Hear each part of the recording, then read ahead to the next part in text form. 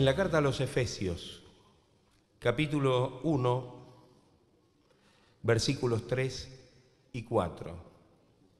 Bendito sea el Dios y Padre de nuestro Señor Jesucristo, que nos bendijo con toda bendición espiritual en los lugares celestiales en Cristo, según nos escogió en Él antes de la fundación del mundo, para que fuésemos santos y sin mancha delante de Él. Amén. En primera instancia quisiera referirme a la Iglesia del Señor en relación con su fundación. Y tal vez nos podemos preguntar cuál fue el origen de la Iglesia. Y posiblemente nuestra mente enseguida vaya por ahí al día de Pentecostés. Pero cuando miramos y examinamos la Biblia nos damos cuenta que la fundación de la Iglesia va mucho más atrás. El origen de la fundación de la Iglesia es Dios mismo. Solo Él puede tomar la iniciativa de vincular o religar consigo al ser humano en la esfera de lo espiritual. Es evidente que este designio de Dios se remonta a la eternidad. El texto que hemos leído habla claramente de que en realidad Dios ya había hecho provisión antes de la fundación del mundo. Si bien tuvo un momento y un tiempo histórico en el cual la Iglesia comienza, sin embargo, cuando hablamos de la fundación no podemos hacer menos que pensar en que Dios mismo fue el origen, de tal manera que entendemos que estos designios divinos, estos propósitos de Dios desde la eternidad, se han hecho visibles y se han cumplido en el tiempo que el Señor estableció. Estos designios divinos muestran el accionar del Padre como aquel que llama, como aquel que elige. Y cuando miramos textos muy conocidos como el de Romanos capítulo 8, versículos 29 y 30, dos versículos maravillosos, dicen: porque a los que antes conoció, también los predestinó para que fuesen hechos conformes a la imagen de su Hijo, para que Él sea el primogénito entre muchos hermanos. Y a los que predestinó, a estos también llamó. Y a los que llamó, a estos también justificó. Y a los que justificó, a estos también glorificó. Fíjense que este texto describe de una manera maravillosa el gran plan de Dios. Lo que dice aquí el apóstol Pablo es que Dios, en su presencia, en su conocimiento anticipado de todas las cosas, predestinó, muy claramente dice, para que fuesen hechos conforme a la imagen de su Hijo.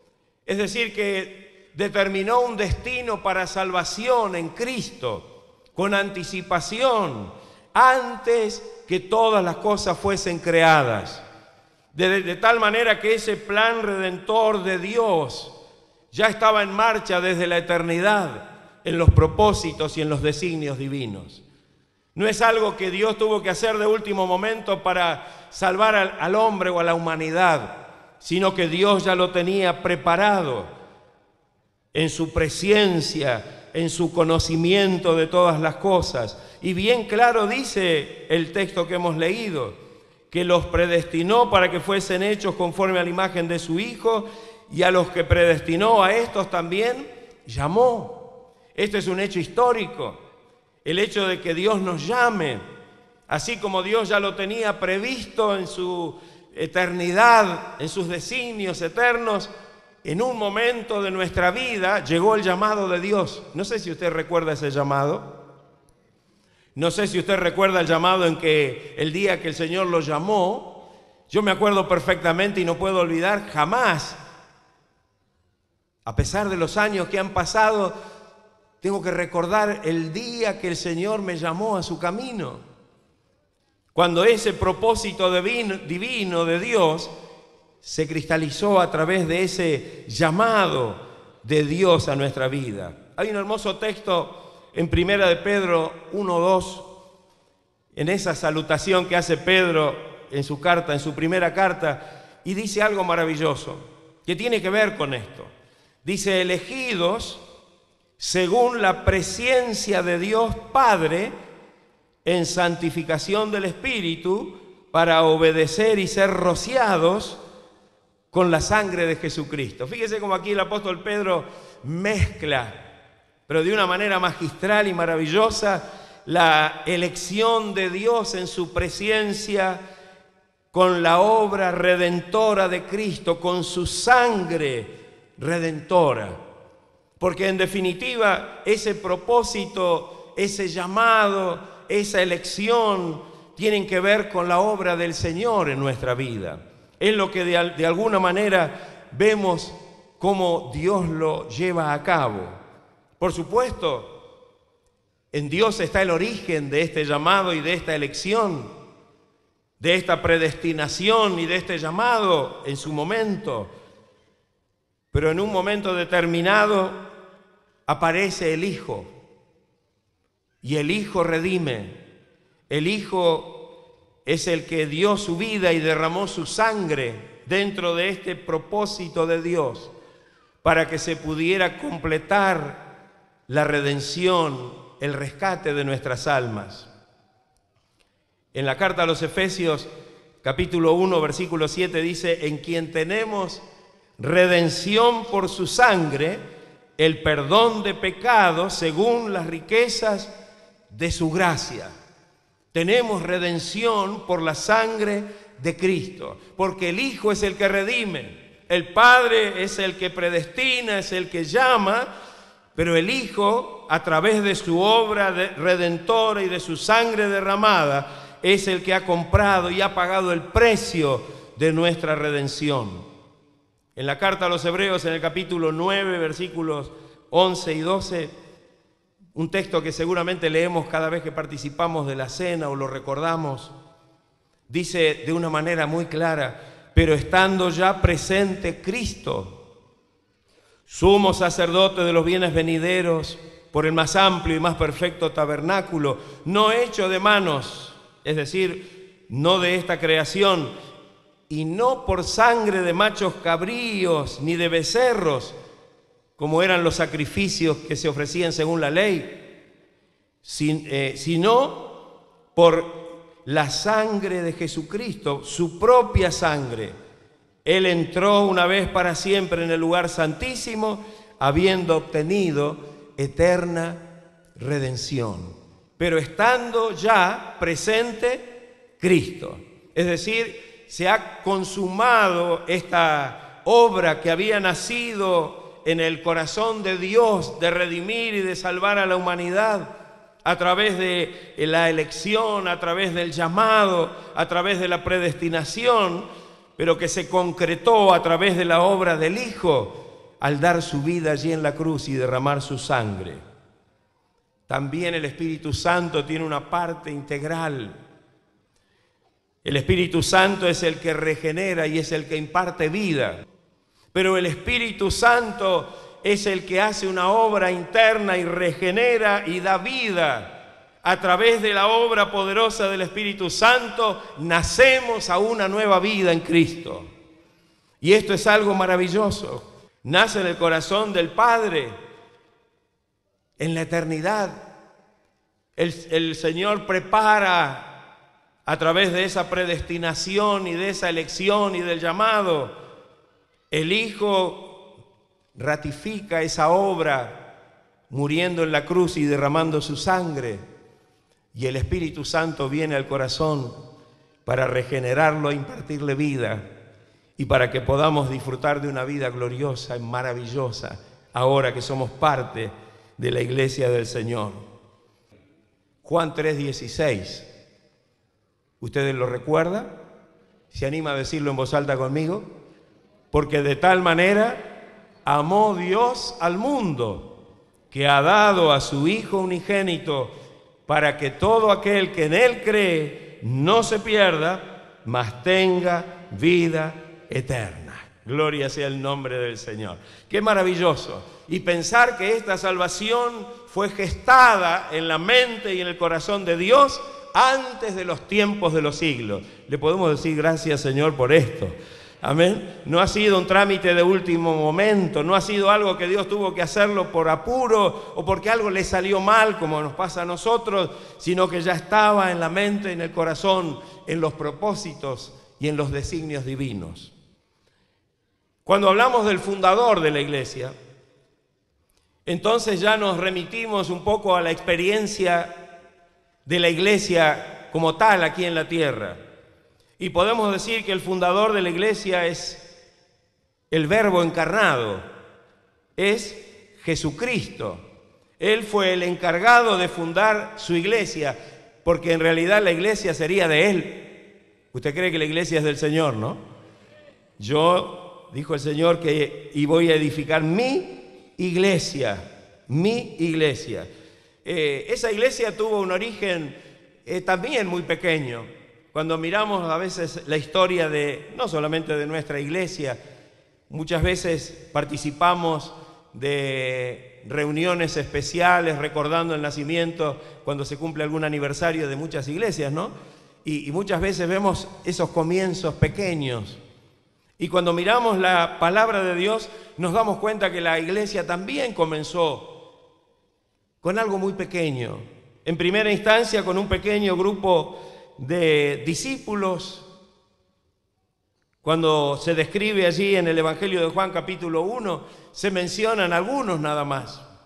Se menciona a Andrés, a Pedro, a Felipe, a Natanael, que después se lo conoce como Bartolomé. Y un poquito después se mencionan ya a 12, que fueron los 12 elegidos por el Señor como sus discípulos. Y después, un poco después, vemos a 70 que el Señor elige para poderlos enviar a predicar la palabra. A ese grupo el Señor los eligió, los llamó, los instruyó, los comisionó, los selló con el poder del Espíritu Santo y los envió a trabajar y a llevar la palabra del Señor. ¿Ha hecho lo mismo el Señor con usted? Él es el fundador de la iglesia. Él es el que la ha iniciado y de alguna manera esto muestra que verdaderamente Él la puso en marcha. Una iglesia gloriosa y poderosa que dice que ni las puertas del Hades, de la muerte, ni del mismo infierno prevalecerán contra ella. Jesús dijo, cuando en ese polémico texto que algunos han tomado erróneamente, le dijo a Pedro: y tú eres Pedro, y sobre esta roca edificaré mi iglesia. Por supuesto que Pedro no era el fundamento de la iglesia, ni lo es. Solamente Pedro era la roca confesante. Hay un juego de palabras porque Pedro quiere decir Petra, piedra. Pero en realidad la iglesia se fundamenta en la confesión de Pedro. ¿Y cuál fue la confesión de Pedro? Tú eres el Cristo, el Hijo del Dios viviente. Y yo digo, qué maravilloso esto, porque la Biblia habla claramente para que no haya errores. El Señor edificó su iglesia sobre un fundamento firme, sobre una confesión que fue iluminada, inspirada por el poder del Espíritu Santo. Bienaventurado era Pedro, porque eso no se lo había revelado ni carne ni sangre, sino el Espíritu de Dios, sino el Espíritu Santo. Y esta era la base sobre la que el Señor estaría fundando su iglesia. Y Pedro confirma esto.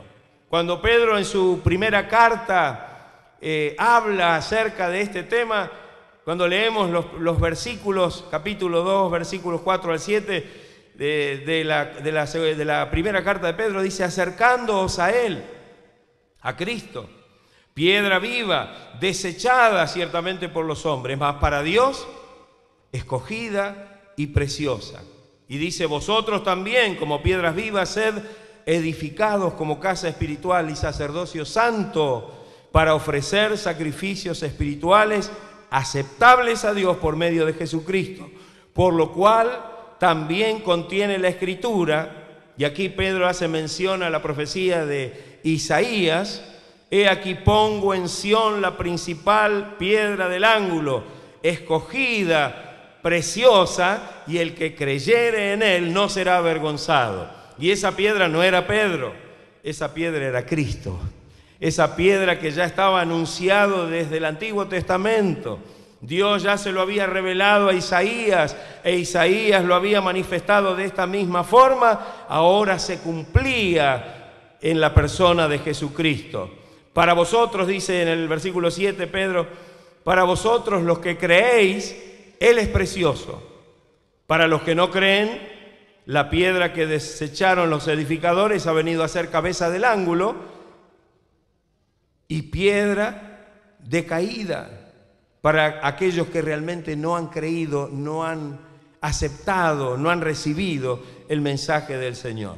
El apóstol Pablo también habla acerca de Cristo como el fundamento, y lo dice de una manera muy sencilla y muy práctica. Cuando Pablo habla de esto en 1 Corintios 3:11 dice: porque nadie puede poner otro fundamento que el que está puesto, el cual, ¿quién es? ¿Pedro? ¿Algún otro de los apóstoles? ¿Algún personaje prominente? No. Nadie puede poner otro fundamento que el que está puesto, el cual es Jesucristo. Él es el fundamento de nuestra iglesia. Él es el fundamento de la iglesia. Él debe ser la base, la piedra angular sobre la que se apoya todo el edificio que es la iglesia de Cristo. Entendiendo que la iglesia no es infalible ni indefectible, porque a veces tenemos conceptos que no coinciden con lo que enseña la misma palabra. Está formada por personas que tienen fallas y que tienen defectos. Entonces, cuando una iglesia está formada por personas que tienen fallas y defectos, es muy difícil que sea infalible o indefectible. Y la Biblia no dice que la iglesia de Cristo acá en la tierra sea infalible o indefectible, pero sí dice que la iglesia de Cristo acá en la tierra es invencible. Alabado sea el nombre de Cristo.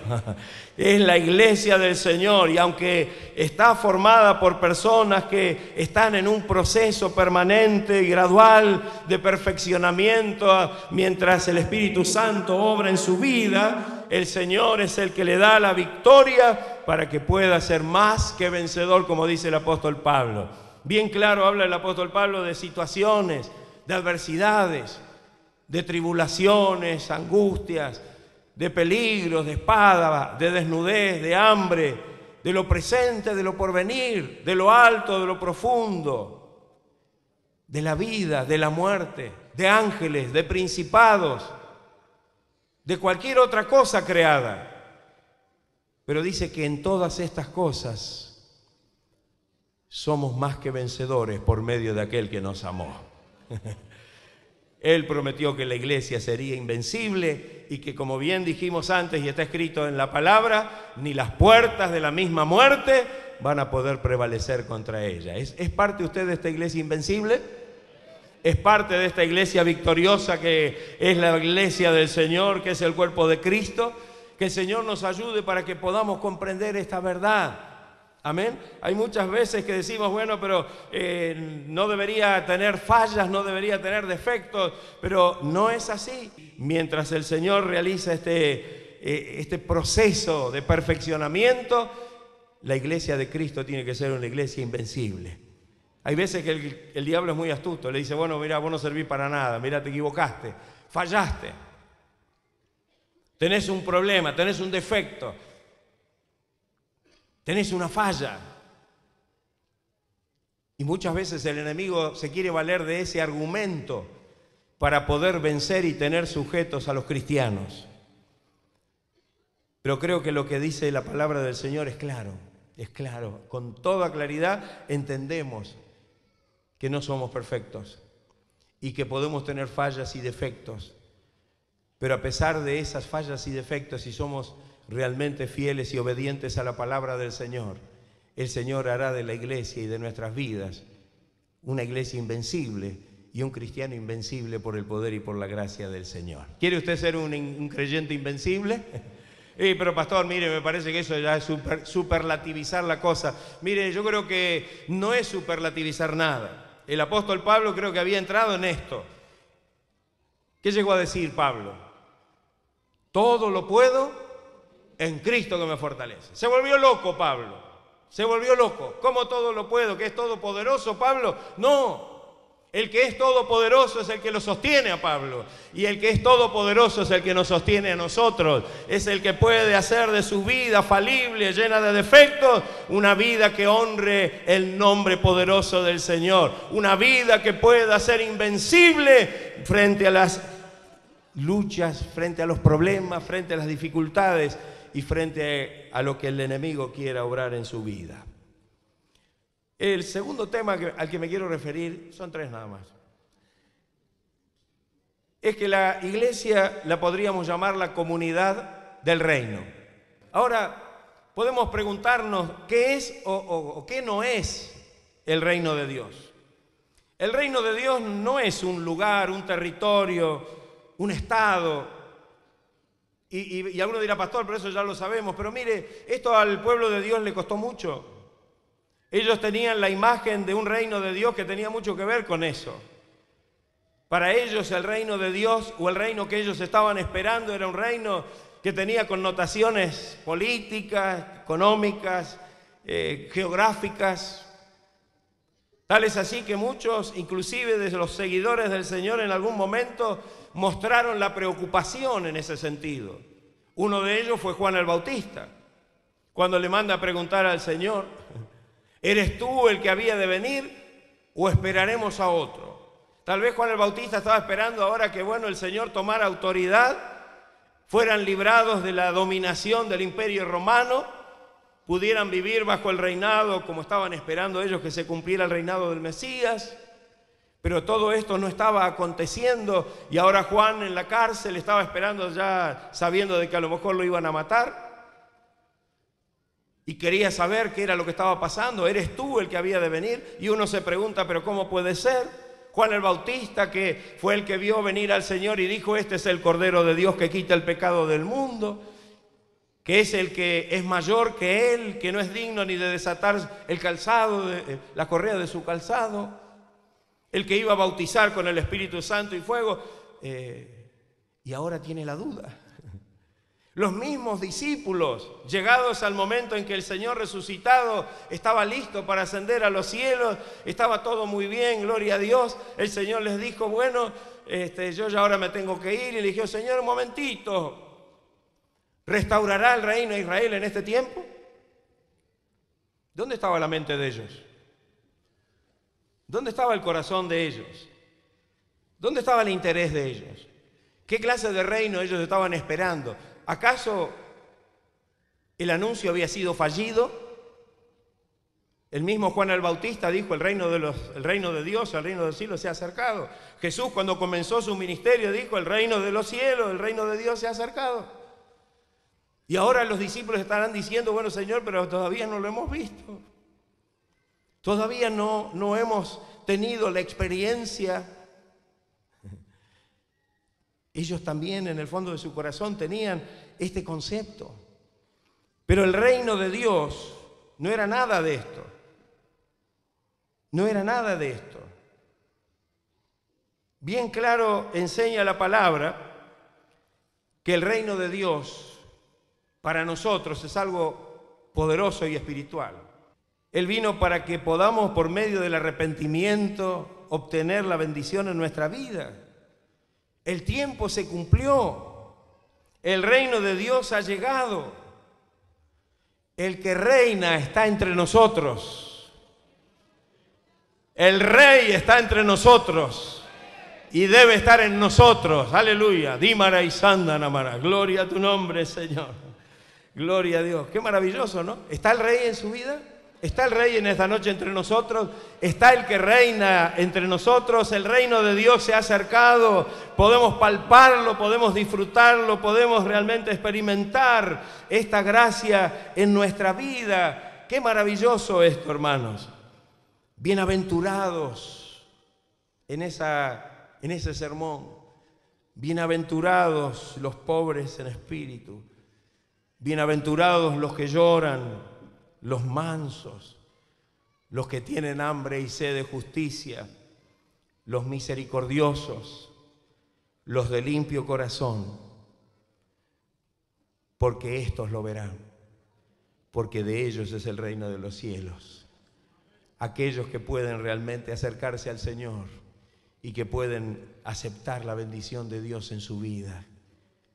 ¿Se considera usted un bienaventurado en esta noche? ¿Ha recibido usted el reino de Dios? ¿Ha recibido al que reina? ¿Está reinando el Señor en su vida? No podemos estar pensando en otra cosa. El reino de Dios se ha acercado. Quiero, para terminar este punto, volver por un instante a la comunidad del reino. Y quiero decir algo, y es el hecho de que el reino de Dios o la comunidad del reino de Dios no puede ser una comunidad excluyente. Y esto es algo que nos toca de cerca. Entendiendo por excluyente que excluye, que deja fuera o que rechaza. Si la iglesia es la comunidad del reino, la iglesia no puede dejar afuera a nadie. No puede rechazar a nadie. Jesús dijo: al que a mí viene, yo no le echo fuera. Y cuando miramos a nuestro alrededor, parece que hemos hecho de la comunidad del reino una comunidad excluyente. Y esto tal vez es algo que lo tenemos que revisar bíblicamente para entender que el Señor está siempre con los brazos abiertos.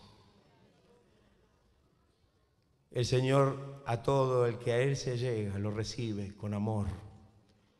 El Señor dijo allí en Mateo 11:28: venid a mí todos los que estáis trabajados y cargados, y yo os haré descansar. ¿Qué le parece?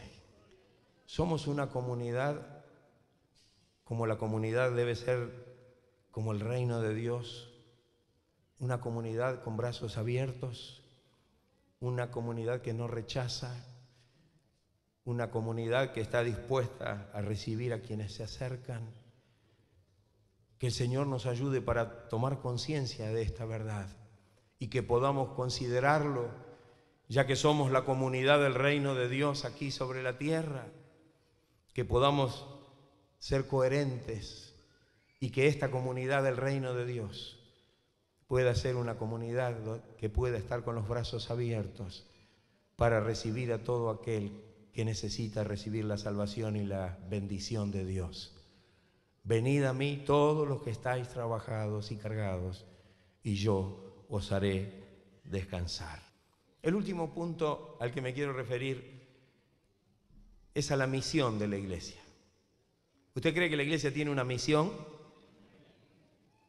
¿Tenemos una misión como iglesia? Claro. Cuando miramos esto, hay tres aspectos importantes. Y el primero es ministrar a Dios. El segundo, ministrar a la iglesia. Y el tercero, ministrar al mundo. Entendiendo por ministrar, servir. Porque ministrar es servir. ¿Usted cree que debe servir a Dios? Y creo que la mejor manera de servir a Dios es poder realmente servirlo a través de una genuina adoración. Es poder realmente adorar a Dios y alabarle. Una de las figuras metáforas de la Biblia nos presenta como templos de Dios. ¿Usted sabía que es un templo de Dios? Y algunos dirán: sí, pero es una metáfora, pero es una metáfora real. Si bien está tomando una figura, pero en esencia lo que quiere significar es real. Nuestra vida, nuestro cuerpo debe ser templo del Espíritu Santo, templo de Dios. ¿O no es así? ¿Y usted qué hace en el templo? Especialmente. Hay un coro que dice, vine a adorar a Dios, ¿no? Vine a alabar su nombre. Y yo digo, qué hermoso que en el templo se ofrecen sacrificios de alabanza. El apóstol Pablo menciona esto, enfatiza el hecho de que somos templos de Dios. Templos ambulantes. Nuestra vida, su cuerpo, mi cuerpo, es un templo del Espíritu, es un templo de Dios. Y tenemos que ministrar a Dios en este templo, adorándole al Señor de una manera genuina, verdadera. El apóstol Pablo dice en varias citas de la primera y la segunda carta de los Corintios, ¿no sabéis que sois templos de Dios y que el Espíritu de Dios mora en vosotros? Lo hace como una pregunta. ¿Qué diría usted? ¿No saben ustedes que son templos de Dios y que el Espíritu de Dios está en ustedes? ¿Sí? ¿Saben eso? Hace otra pregunta.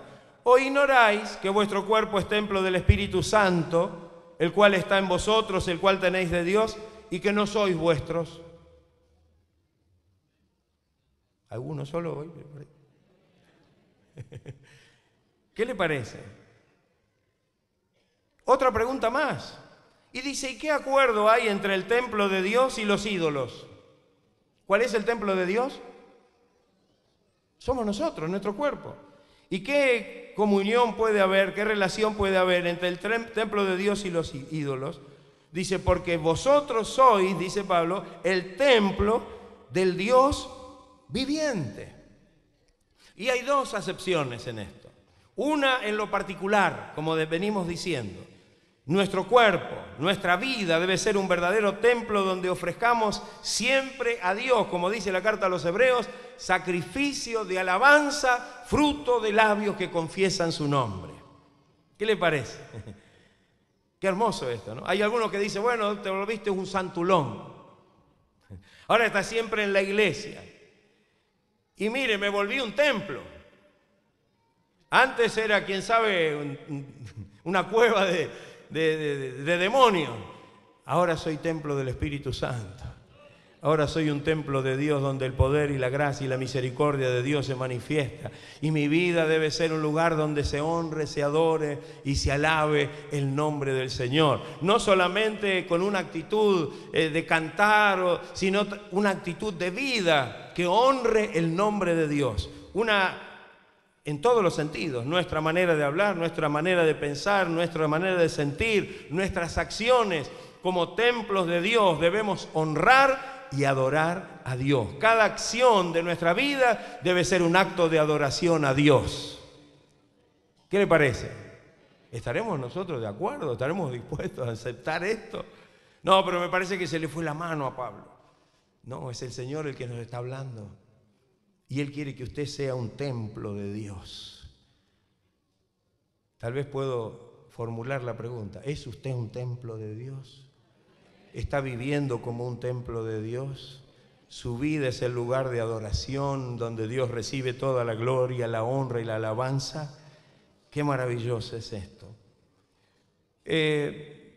Pero tenemos que entender también que más allá de lo particular, más allá de lo personal, cuando hablamos de que somos un templo, la palabra de Dios también nos muestra que constituimos como piedras vivas un templo o una casa espiritual para morada de Dios en espíritu.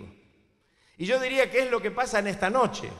Y no me estoy refiriendo a las paredes, sino que me estoy refiriendo a que cada uno de nosotros en esta noche es una piedra viva, que estamos formando un templo o una casa espiritual, como dice la palabra, de una manera muy, pero muy clara, para que podamos ministrar y adorar el nombre del Señor.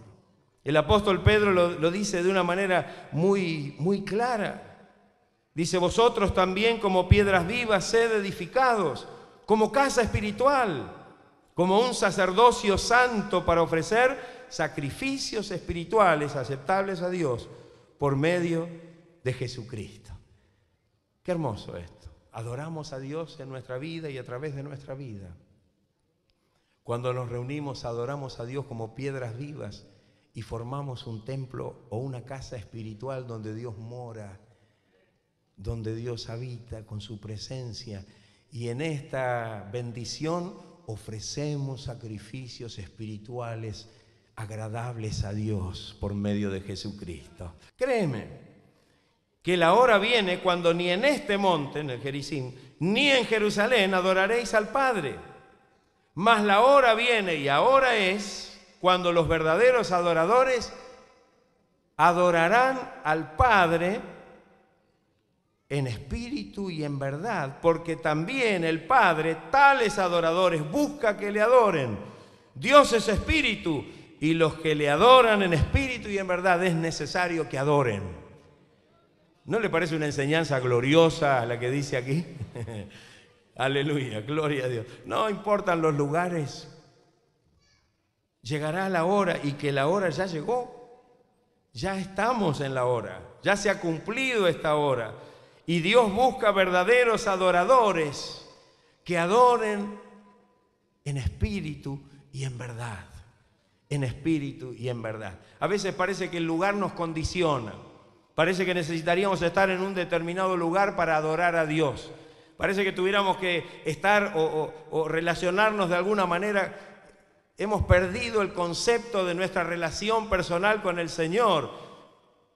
Y no entendemos que verdaderamente el Señor quiere que le podamos adorar en espíritu y en verdad, como templos de Dios que somos en lo particular y como casa espiritual y sacerdocio santo que somos cuando nos reunimos en conjunto como iglesia para alabar y bendecir el nombre del Señor. ¿Estaremos dispuestos a ministrar a Dios y alabar al Señor y adorarle en espíritu y en verdad? ¿Sabe usted adorar a Dios en espíritu y en verdad? Tributarle al Señor toda la gloria, poder realmente honrarle de corazón. ¿Estamos ministrando a la iglesia en esto? Muchas veces hablamos de unidad, ¿sí? Y se habla mucho de la unidad de la iglesia. Tenemos que la iglesia tiene que estar unida y que la iglesia tiene que ser una iglesia unida, pero lógicamente tiene que ser unida. Y que en esa unidad podamos ser edificados unos a otros para que no haya divergencias entre nosotros, sino que podamos tener un mismo sentir y podamos realmente estar de acuerdo en lo que respecta a la palabra. Pero tenemos que entender que dentro de esa unidad hay un concepto de diversidad que hace que cada uno de nosotros pueda tener un ministerio diferente al del otro. ¿O no es así? Y Pablo sobre esto enseña, dice, si todos fuéramos oreja, ¿dónde estaría el olfato? Y si todos fuéramos... No podemos ser todos un solo miembro. Hay una gran diversidad y en ese crecimiento y en esa edificación es aceptar la diversidad y saber de que cada uno o a cada uno Dios le ha dado un don, le ha dado un ministerio para que pueda servir en el cuerpo, le ha dado una función específica, como bien dice, según la actividad propia de cada miembro. Es decir, que cada uno va a tener que actuar, proceder, moverse, usar lo que Dios le ha dado según el lugar y según lo que Dios le haya dado para hacer. Hay una gran diversidad. ¿Usted cree que la obra de Dios es diversa? Amén. ¿O todos tenemos que hacer lo mismo? Sería un gran error. Sería como dice Pablo, sería que todos queremos ser ojo, o todos queremos ser oído, o todos queremos ser... No. Tenemos que ser sensibles y decir que en esa unidad espiritual que tenemos en el Señor, que nos edifica y nos fortalece como cuerpo, tenemos una bendición maravillosa porque hay una gran diversidad de funciones, de actividades, de ministerios, de dones que Dios tiene para cada uno y que a través de ellos debemos realmente edificar a la iglesia del Señor. ¿Estaremos nosotros dispuestos a aceptar esto? ¿Está usted dispuesto a aceptar esto? Pero yo quiero lo que tiene el hermano. A mí me gusta, mire, Dios usa al hermano tal, yo quiero eso que tiene el hermano, pero si el hermano es ojo y a lo mejor usted tiene que ser otra cosa. Tiene que aceptar de que Dios es un Dios de diversidad y que a lo mejor Dios tiene otra cosa para usted, tiene otra función y porque tiene otra función le tiene que dar otro don, le tiene que dar otro ministerio. y que de esa manera y en esa diversidad nos complementamos por las coyunturas que se ayudan mutuamente, dice el pasaje. Y todos recibimos este crecimiento para ir edificándonos en amor. Que el Señor nos ayude. Acepte lo que el Señor le da. No lo compare con el del otro.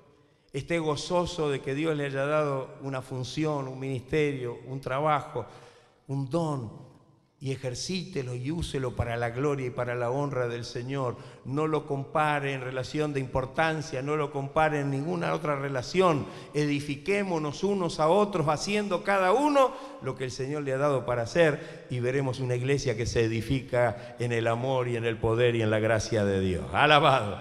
Gloria sea el nombre del Señor, gloria a Dios. Y el último punto, gloria a Dios, ahora dicen todo gloria a Dios. El último punto, ministrar al mundo. Ministrar al mundo a través de la evangelización. Ahí tenemos que ministrar. ¿Sabe? El apóstol Pedro en Primera de Pedro 2:9 dice: mas vosotros sois linaje escogido, real sacerdocio, nación santa, pueblo adquirido por Dios. Todas unas bendiciones maravillosas. Pero hay un para qué. Para que anunciéis las virtudes de aquel que os llamó de las tinieblas a su luz admirable. Es una premisa que la identidad de la iglesia está ligada al ministerio en el mundo. ¿O no es así? ¿Es una premisa para la iglesia el ministrar al mundo? ¿Estás seguro? ¿O puede ser que no? Nos podemos encerrar acá adentro, estamos todos tranquilos, estamos todos contentos. No, hay una premisa que tenemos, que el Señor nos dio, y es que podamos ministrar al mundo. El mundo no es nuestro hogar. Claro, como cantamos a veces en ese hermoso himno, ¿no? No puede el mundo ser mi hogar. No lo es, porque ya no somos del mundo. Pero ¿sabe una cosa? El mundo es nuestro campo de acción. ¿Dónde vamos a ganar las almas? Yo me acuerdo siempre cuando empecé el instituto bíblico, tuve un profesor que nos hablaba de evangelismo y nos decía de pescar en la bañadera. Y nos decía que muchas veces el cristiano parece que quiere pescar en la bañadera, en vez de salir a pescar a las almas. Y yo digo, qué importante para nosotros tomar conciencia de que Dios realmente es el que nos envía al mundo. No para que nos contemporicemos con el mundo, no para que nos infectemos en el mundo, no para que nos convirtamos al mundo, para que evangelicemos al mundo, para que el mundo pueda realmente recibir el mensaje del Evangelio y pueda venir a los pies de Cristo. No te conviertas tú a ellos, que ellos se conviertan a ti. Aleluya. Dimara y Sandanamara, gloria a tu nombre. Esta es la iglesia que ministra al mundo. No es el mundo nuestro hogar, no nos sentimos cómodos en el mundo, no contemporizamos con el mundo. Estamos para evangelizar al mundo, aleluya. Estamos para que el mundo pueda ver la luz de Cristo a través de nuestra vida. Gloria sea el nombre del Señor. Hay en los evangelios menciones explícitas en cada uno de ellos, hasta el libro de los Hechos. En el evangelio de Mateo 28:19 dice: por tanto, id y haced discípulos a todas las naciones, bautizándolos en el nombre del Padre y del Hijo y del Espíritu Santo, enseñándoles que guarden todas las cosas que os he mandado, y he aquí estoy con vosotros todos los días hasta el fin del mundo. ¿Qué le parece? ¿Le parece linda la promesa, no? Pero ¿qué tenemos que hacer? Ir y hacer discípulos a todas las naciones. En el Evangelio de Marcos, capítulo 16, versículo 15, les dijo: id por todo el mundo y predicad el Evangelio a toda criatura. Mire qué fácil es. En el Evangelio de Lucas, capítulo 24, dice: entonces les abrió el entendimiento para que comprendiesen las Escrituras y les dijo: así está escrito y así fue necesario que el Cristo padeciese y resucitase de los muertos al tercer día. Y mire ahora: y que se predicase en su nombre el arrepentimiento y el perdón de pecados en todas las naciones. ¿Qué le parece?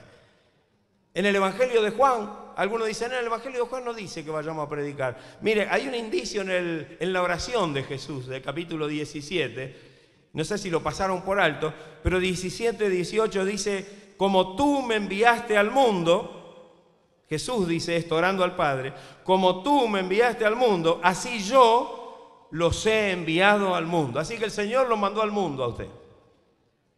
¿Pero a qué lo mandó? ¿A qué lo mandó? ¿No lo mandó a que contemporizara con el mundo? No, no, no, no. El Señor dijo, Señor, estos no son del mundo, como yo tampoco soy del mundo. No te pido que los quites del mundo, guárdalos del mal. Y como tú me has enviado al mundo, yo ahora a estos también los envío al mundo. Santifícalos en tu verdad. ¡Qué maravilloso! Así que el Señor me está enviando al mundo para predicar, para enseñar, para que podamos anunciar el mensaje del Evangelio. Y en el libro de los Hechos, bueno, el texto de 1:8, lo conocemos todos, pero recibiréis poder cuando haya venido sobre vosotros, ¿quién? El Espíritu Santo. ¿Para qué? Y me seréis testigos, para ser testigos, en Jerusalén, en toda Judea, en Samaria y hasta lo último de la tierra. ¿Qué le parece? ¿Estaremos nosotros dispuestos a hacer eso? ¿Estamos tomando este encargo del Señor? ¿Estamos entendiendo que es una premisa para la iglesia de hoy, que nosotros entendamos que debemos ir al mundo para predicar y para llevar el mensaje y para que la gente conozca y se convierta?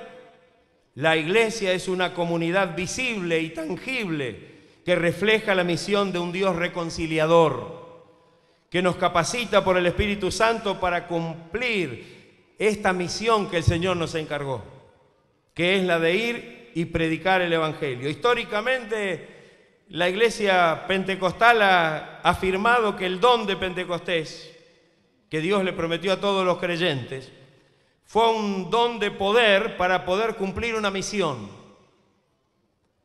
Aún hoy lo creemos. ¿Usted cree que fue así? Claro. El Señor les dijo, recibiréis poder cuando haya venido sobre vosotros el Espíritu Santo, y ahora entonces me serán testigos. Que el Señor nos ayude. ¿Ha recibido usted el poder del Espíritu Santo? ¿Ha recibido el Espíritu de la promesa? ¿Ha sido lleno, ha sido bautizado con este Espíritu de poder? Para ministrar al mundo necesitamos estar llenos de la gracia y del poder del Espíritu del Señor para que podamos realmente ministrar, servir, usar esta premisa como algo fundamental para nuestra iglesia y salir al mundo a predicar el mensaje de la palabra del Señor. Ministremos al mundo, ministremos a Dios como templos de su Espíritu Santo, ministremos a la iglesia como un cuerpo que se edifica a sí mismo a través de la unidad y la diversidad, y ministremos al mundo a través de la prédica del Evangelio para que muchas almas sean ganadas para el reino antes que el Señor venga a la tierra.